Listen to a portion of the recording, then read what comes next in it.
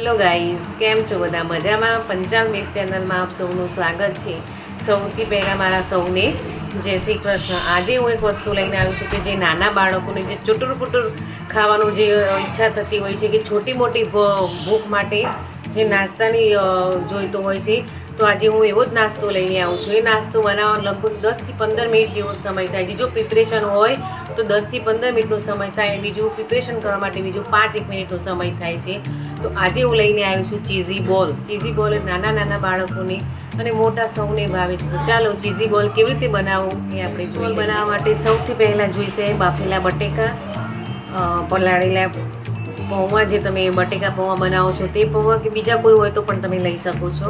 અને અહીંયા મેં ચીઝ, જો આ રીતના જે ક્યુબ્સ આવે છે એમાંથી મેં 6 ચોરસ કર્યા છે એમાંથી, એટલે એ રીતના મેં અહીંયા ચોરસ કરી લીધા છે. બીજા બધા બેઝિક મસાલા જે તમને ગમતા હોય એ. ચાલો આપણે બનાવવાનું. આપણે બટેકાને આનાથી છીણી લઈશું કે જેથી એનો કોઈ મોટો ભાગ ન રહી શકે, એટલા માટે. એને છીણેલા હોય તો એકદમ મસ્ત મેચ થઈ જાય છે. હું બટેકાને પહેલાં બધા રીતે છીણી લઈશ. હું એમાં એડ કરીશ પોહા. થોડા એડ કરવાના. જેમ તમને એમ લાગે કે હજી મારે બધું એડ કરવા છે તમે એડ કરી શકો છો. મેં અહીંયા પોહા તો એમાંથી થોડા મેં બચાવી લીધા છે. હવે હું એડ કરીશ એમાં હળદર. અહીંયા એડ કરીશું લાલ મરચું. લાલ મરચું મેં અહીંયા થોડું એડ કરીશું. તમે તમારે ટેસ્ટના એકોર્ડિંગ તમે એડ કરી શકો છો, વધતા ઓછા કરી શકો છો. હવે હું એડ કરીશ આમાં ધાણા જીરુંનો પાવડર. હવે એડ કરીશ એમાં મીઠું સ્વાદ અનુસાર. હવે હું એમાં એડ કરીશ જીરું, શેકેલા જીરુંનો પાવડર.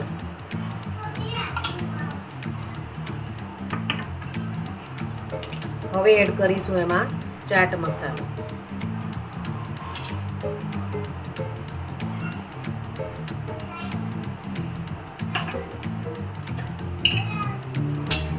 અને એડ કરીશ ખટાશ માટે આમચૂર પાવડર.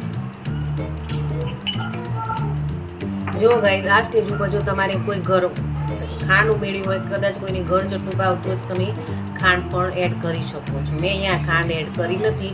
અને બીજું તમે લીલા ધાણા પણ એડ કરી શકો છો.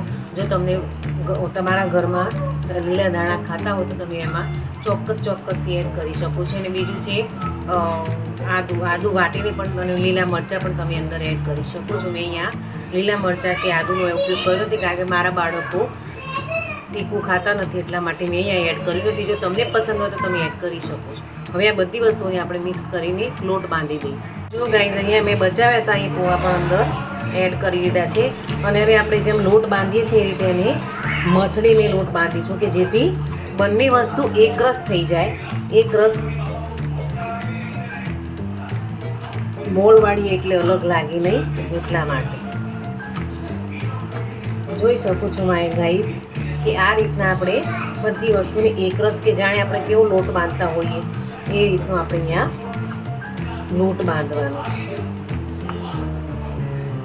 હવે આ જગ્યાએ, આ સ્ટેજ ઉપર તમે એને ટેસ્ટ કરી શકો છો કે એમાં કંઈ વધતા ઓછી હોય તો તમે ટેસ્ટ કરીને એડ કરી શકો છો તમારા ટેસ્ટને એકોર્ડિંગ.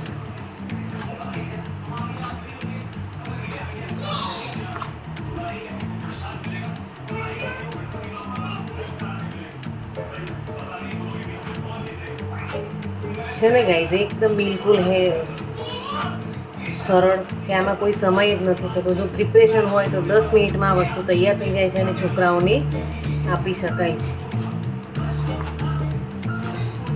જોઈ શકો છો ગાઈઝ કે આપણો હવે આ લોટ બંધાઈ ગયો છે.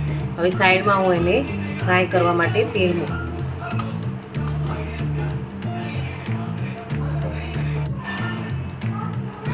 જો ગાઈઝ, અહીંયા આ મેં થોડું પોષણ લીધું છે. હવે એને હું આ રીતે પ્રેસ કરીશ અને એમાં વચ્ચે હું આ જે ચીઝના આપણે ક્યુબ્સ કર્યા હતા એ ક્યુબ્સ એમાં એડ કરી અને પછી હું એને ગોળ ગોળ વાળી લઈશ. છે ને સરળ.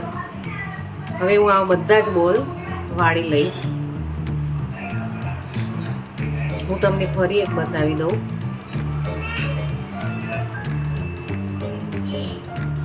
અને મેં સાઈડમાં તેલ પણ ગરમ કરી દીધું છે કે જેથી ફ્રાય કરી શકે.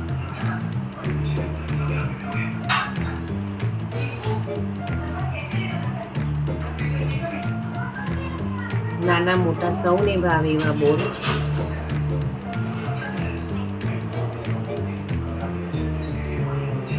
જોઈ શકો છો ગાઈઝ. હવે હું બધા જ આવી રીતે બોલ વાળી લઈ. જોઈ શકો છો ગાઈઝ કે મેં અહીંયા તેલ મૂકી અને હવે હું એને ફ્રાય કરું છું. બધું જ બાફેલી વસ્તુ છે એટલે એને તળાતા બહુ વાર લાગશે નહીં, ફટાફટ થઈ જશે. કારણ કે આપણે પોહા પણ પલાળીને લીધા છે, બટેકા પણ આપણે બાફીને લીધા છે, એટલે બહુ એની કૂક કરવાની કોઈ જરૂર નથી. આપણે જેવું એને ઉપરનું જે તળાઈ જાય આવું આ રીતનું થાય બદામી રંગનું, એટલે આપણે બધા જ બોલ્સ કાઢી લઈશું.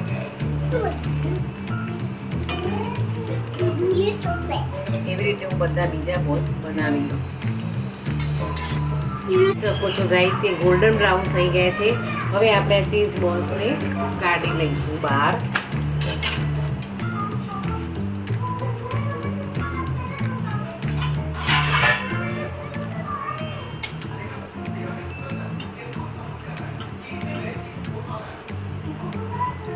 આ રીતના પેપરમાં આપણે કાઢી દઈશું કે જેથી એક્સ્ટ્રા ઓઇલ જે હોય તે છૂટું પડી જાય, એટલે શોષાઈ જાય. સોરી,